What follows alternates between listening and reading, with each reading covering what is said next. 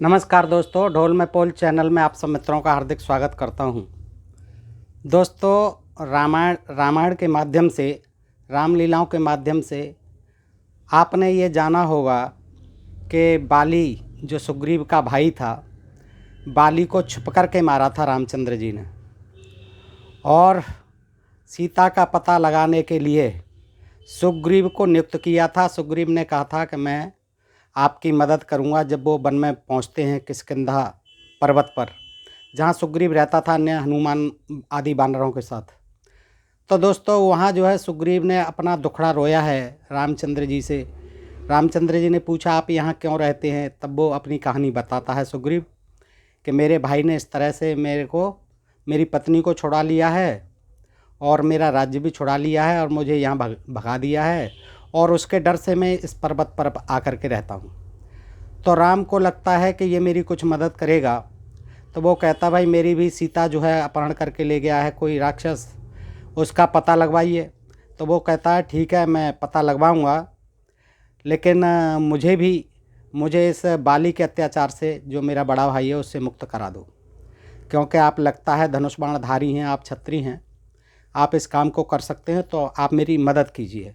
तो दोस्तों, ये प्रसंग जो है आपने यहीं तक ऐसे सुना होगा, लेकिन इसकी जो खास बातें हैं वो सारकांड, ये आनंद रामायण जो कि वाल्मीकि लिखित ही है, इसमें दिया हुआ है पृष्ठ 78 पर।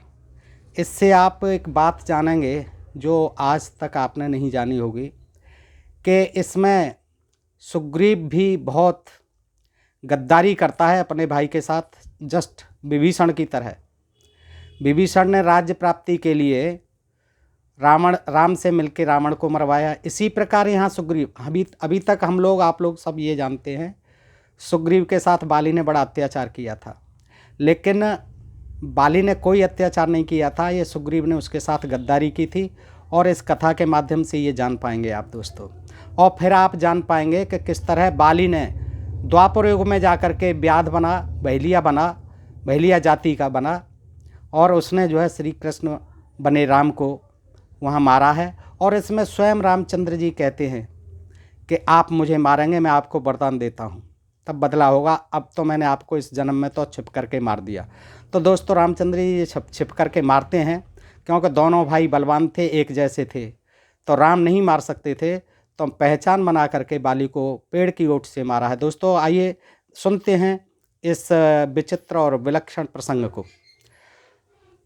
तो एक समय मैं दानव का पुत्र द्रुमद किष्किंधा नगरी में आकर जोर से चिल्लाने लगा। सुग्रीव जी अपना दुखड़ा रोते हैं, देखिए कि एक समय मैं दानव का पुत्र, मयासुर का पुत्र, जिसकी मंदोदरी पुत्री थी, उसका पुत्र द्रुमद किष्किंधा नगरी में आकर जोर से चिल्लाने लगा, और उसने बाली को युद्ध के लिए बुलाया।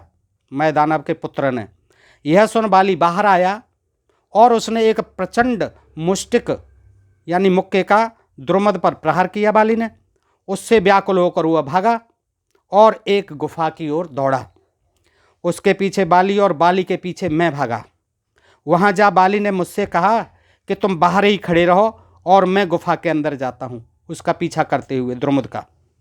यदि 1 महीने तक मैं बाहर ना आऊं तो मुझे मरा हुआ समझ लेना। बाली ने यह कहा, 1 महीने तक इंतजार करिए आप गुफा के द्वार पर, अगर मैं वापस ना आऊं तो आप मुझे मरा हुआ समझ लेना, और फिर आप जहां जो मन आए सो करना। यदि 1 महीने तक मैं बाहर ना आऊं तो मुझे मरा हुआ समझ लेना। इतना कह हुआ गुफा में प्रवेश कर गया। मैं वहां गुफा के द्वार पर खड़ा ही रह गया। राम लक्ष्मण को सुना रहा है सुग्रीव अपनी कहानी। मैं वहां गुफा के द्वार पर ही खड़ा रह गया, परंतु जब 1 मास व्यतीत हो गया और वह लौटकर बाहर नहीं आया तो मुझे चिंता हुई।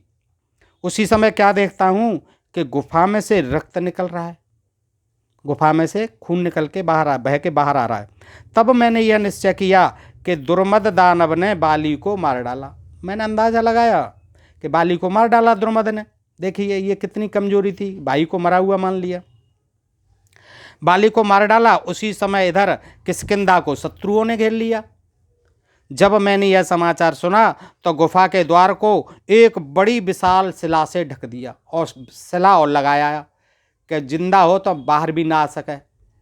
शिला लगाया आया द्वार पर, विशाल शिला, पत्थर की शिला से ढक दिया और निश्चय कर लिया कि अब द्रुमद का मार्ग अवरुद्ध हो गया है। द्रुमद का मार्ग अवरुद्ध हो गया है, बाली का नहीं हुआ, बाली को तो मरा हुआ मान लिया। द्रुमद का मार्ग अवरुद्ध हो गया और वह यत्न करने पर भी बाहर नहीं निकल सकेगा। तब मैं अपनी किष्किंधा नगरी में लौट आया। यहाँ मुझे देखते ही सारे शत्रु भाग खड़े हुए, जो चढ़ाई कर दी थी किष्किंधा पर, वो शत्रु भाग खड़े हुए। और मेरी इच्छा न रहने पर भी मंत्रियों ने मुझे, मेरी इच्छा नहीं थी, फिर भी मंत्रियों ने मुझे भाई के पद पर बैठा दिया। मंत्रियों ने मुझे राजगद्दी सौंप दी और उसका जो कुछ भी था, पत्नी भी थी उसकी, उसको भी मुझे सौंप दिया। सब कुछ हो जाता है तो राजा बना दिया उसे। तो तत्पश्चात बाली शत्रु को मार के घर आया। देखिए, बाली ने मारा था उसे। बाली तो बहुत बलवान था, द्रुमद कैसे मार सकता था, वो घबरा के भागा था।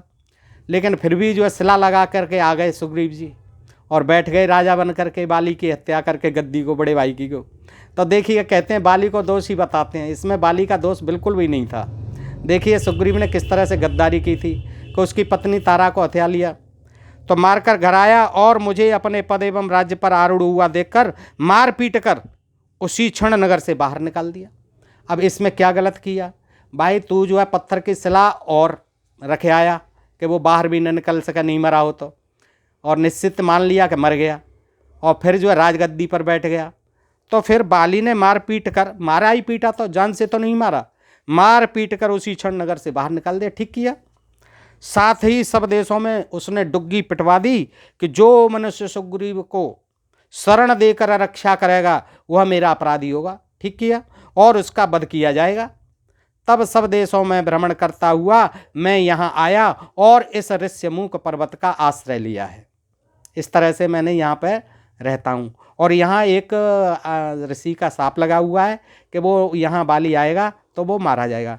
दोस्तों, इसी तरह से गद्दारी विभीषण ने की थी।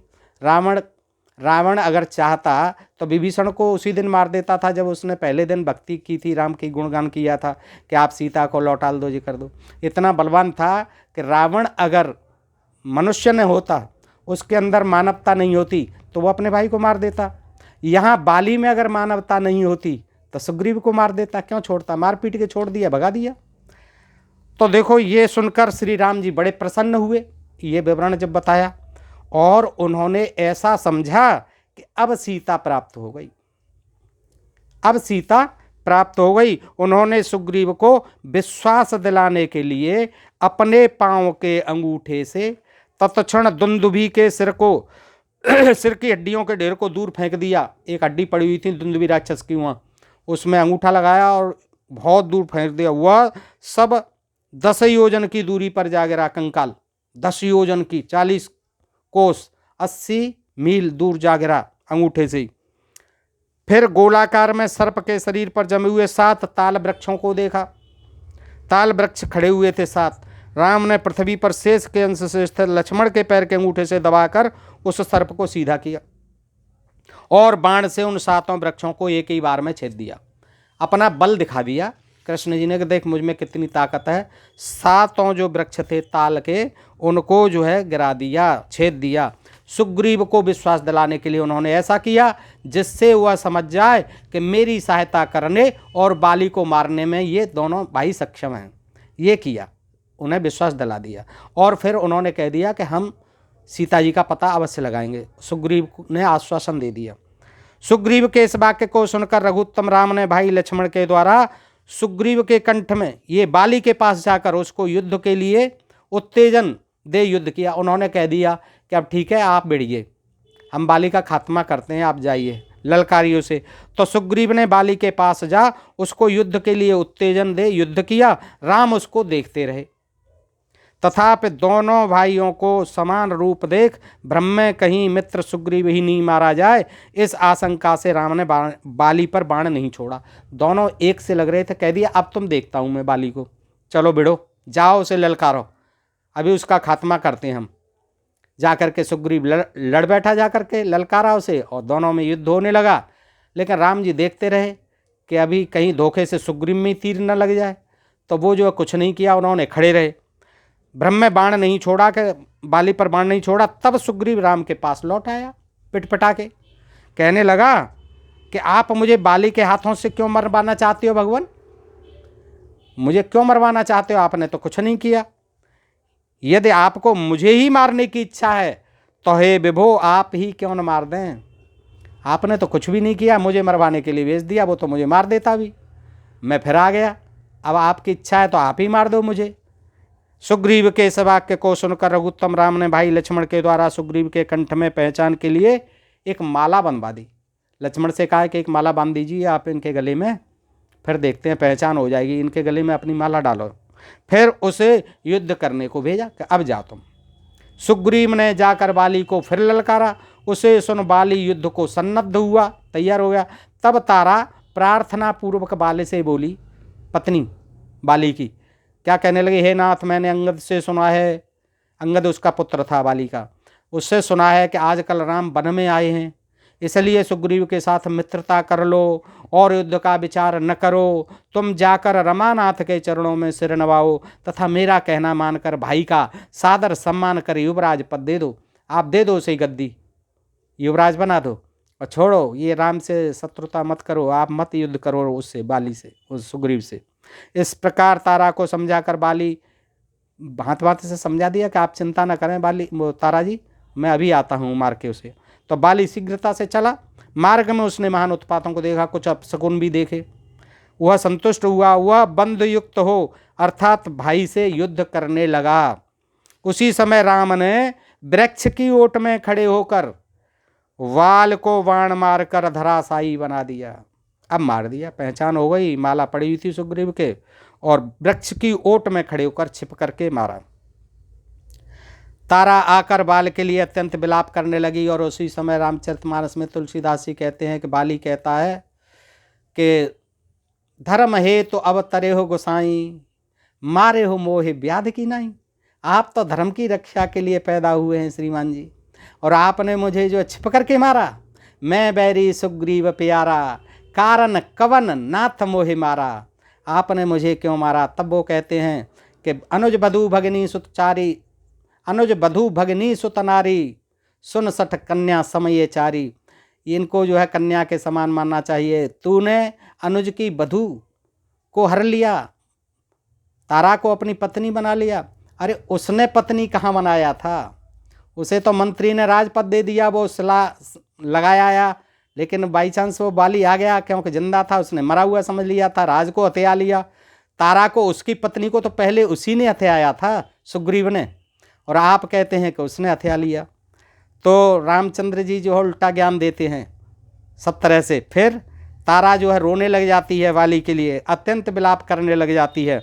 तो बाली जो है विभिन्न प्रकार से कहता है कि आप तो धर्म की रक्षा के लिए पैदा हुए हैं, मुझे आपने छिप करके मारा और मैं बैरी हो गया आपका, क्यों, मुझसे क्या आपकी दुश्मनी थी, आप तो अभी नए नए आए हो यहाँ पर, और सुग्रीव से ऐसी क्या मित्रता हो गई आपकी, वो क्यों इतना प्यारा हो गया, और आप तो धर्म की रक्षा के लिए अवतार लेते हैं पृथ्वी पर, धर्म संस्थापनार्थाय संभवामि युगे युगे, लेकिन आपने मेरे साथ अनर्थ किया है।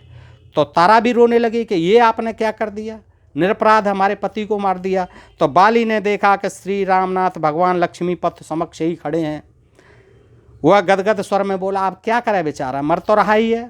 तो गदगद स्वर में बोला, नाथ वह जो आपने वृक्षों की ओट से मेरे हृदय में बाण मारा है, इससे मेरा महान भाग्योदय हुआ, मेरा महान भाग्योदय हुआ, पर आपको बड़ा अपयश होगा। मेरा तो कुछ नहीं है, मेरा तो हो गया कल्याण, सारा कलेश मिट गया, भाग्योदय हो गया मेरा, तो मेरी मुक्ति हो गई, लेकिन आपका बड़ा अपयश होगा। आपको सदा सदा यही लोग कहेंगे कि छिप कर के मारा था।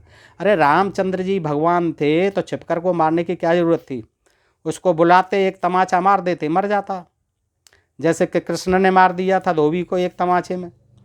लेकिन उन्होंने जो है तमाम जो है भाई से लड़वा दिया और फिर छिप करके मारा। तो वो कहता है वाली कि आपको बड़ा अपयश होगा। फिर यह तो कहिए कि मैंने आपका कौन सा अपराध किया था, ये तो बताइए, मैंने आपका कौन सा अपराध किया है भाई, जिसकी मुझे आपने ये छिप करके सजा दी। आखिर कुछ तो मेरा अपराध होगा, आप भगवान हैं, आप धर्म की रक्षा के लिए पैदा हुए हैं, तो मेरा अपराध भी तो बता दीजिए, मैंने कौन सा अपराध किया है। आपने मुझे क्यों मारा है? तो राम ने कहा, अब राम क्या कह सकते हैं, तू सर्वदा रूमा सुग्रीव की स्त्री में लंपट रहता था। कहाँ रहता था? भाई भाई रहते थे, वो राजा था बाली। अब 1 महीने के लिए वो चला गया उस राक्षस के पीछे, तो उसको हड़प लिया। रूमा की स्त्री में लंपट रहता था, रूमा सुग्रीव की स्त्री में लंपट रहता था। कहाँ रहता था? वो तो अब कभी नहीं रहता था। और भाई की स्त्री को अपने घर में रख भाई को ही मार डालना चाहता था। तेरे इस दुराचार को देखकर ही मैंने तुझे मारा है। जैसे तूने रूमा को भोगा है, वैसे ही मेरे कहने से हे कपीश्वर तुम्हारी प्रिया तारा को सुग्रीव भोगेगा। देखिए क्या बात कही है रामचंद्र जी ने ज्ञान की, कि तूने उसकी पत्नी को भोगा है, रूमा को, सुग्रीव की पत्नी को। अब तेरी पत्नी को बाली भोगेगा। कहाँ भोगा था? आराम से रह रहे थे। अब वो भगा दिया था, वो बात अलग है, उसने अनर्थ किया था, तो वो भी रह रही होगी। उसमें ये कहाँ लिखा है कि उसको अपनी पत्नी बना लिया था? लेकिन इन्होंने बता दिया सुग्रीव के कहने पर कि भाई पत्नी तो वहाँ रहती है मेरी। तो रूमा को भोगा था, वैसे ही तुम्हारी पत्नी तारा को अब सुग्रीव भोगेगा। ये न्याय देखिए।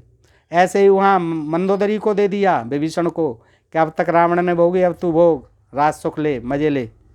यद्यपि हाँ, अब यह है कि इस दुराचारी का मैंने वध किया है, इसलिए तू द्वापर के अंत में, अब तू दुराचारी है इसलिए मैंने तुझे मारा है। अब ये जज बन के बन मारते हैं साहब, दुराचारी सिद्ध कर दिया। कहाँ दुराचार था उसका? कहाँ लिखा है कि रूमा को जो है उसने पत्नी बना के रखा था? लेकिन सुग्रीव ने जैसा बता दिया, मार दिया।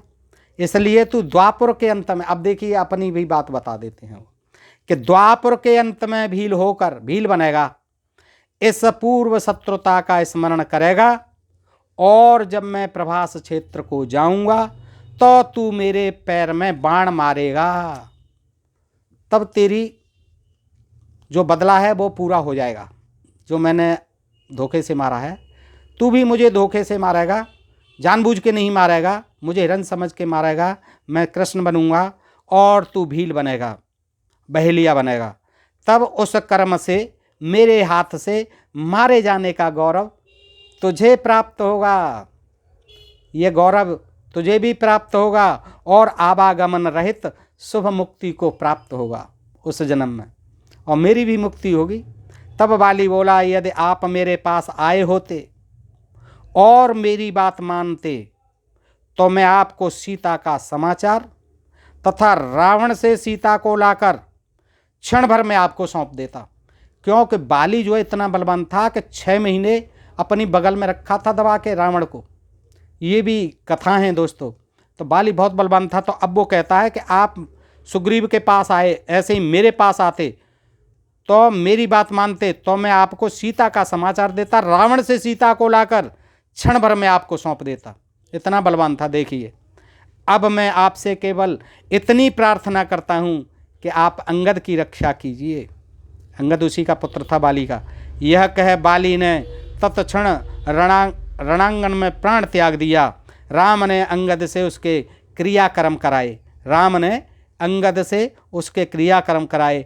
पश्चात सुग्रीव ने राम से उस राज्य के ग्रहण की प्रार्थना की। राम से कही, सुग्रीव ने कि आप बन जाओ यहाँ राजा। देखिए, सुग्रीव ने राम से उस राज्य के ग्रहण की प्रार्थना की। राम ने लक्ष्मण को भेज सुग्रीव को वहाँ का राजा बनाया। इसके बाद दोस्तों चतुर्मास होता है, वर्षा ऋतु आ जाती है, और वर्षा ऋतु के बाद जो वो भूल जाता है सुग्रीव। तब रामचंद्र जी को बड़ा कोप होता है, लक्ष्मण जी को भी बड़ा कोप होता है कि वो तो राजपाट पा करके मदमस्त हो गया, भूल गया हमारे प्रण को, हमारी शर्त को कि सीता जी का पता लगाओ। तब हनुमान जी को भेजते हैं, नाराज होते हैं और सीता जी उसको सुग्रीव को फटकारते हैं। तब जा कर के वो अपने बानरों को इधर उधर भेजते हैं।